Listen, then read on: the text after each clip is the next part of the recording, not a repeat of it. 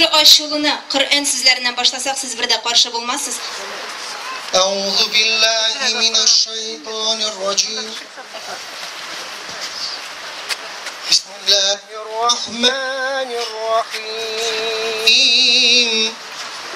Ya Rabbim Allah şu mübarek hayırlı saatte yalğız uzun rizalığını ümit edip durmuşumuzga halal rızıklarda mulurak bolsaydı degen ulu izgi niyet bilen bu bahtli halal ümitinin açılışında okulan ayet kelimelerimizni hem salavat şerifelerimizni fazlın ve rahmetin ile kabul eylesin.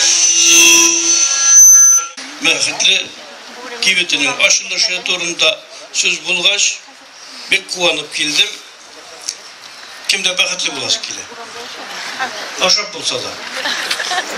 Aşağı açtı bütün kişi bahtli. Peygamberimiz sallallahu aleyhi ve sellem ise kedel fakru en yekune kufra. Fakirlik, açlık küfürge yakın diye.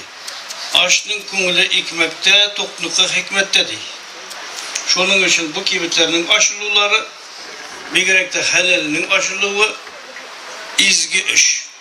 Namaz okuyan şekilde, roza tutkan şekilde.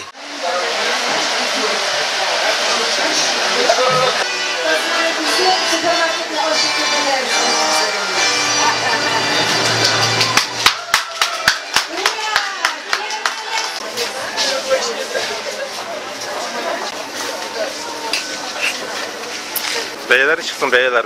Adetteki beyeler şekilli, lakin ezgine orzan kıybatrağı da sizilir. Bugünkü günde indi behatlide beyelerinin ezgine şun bulganın tilagen idik.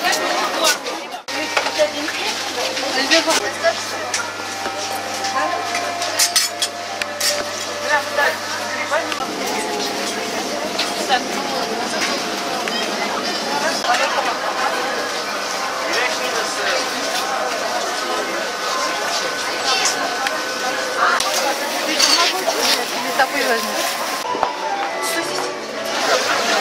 Пакет обычный.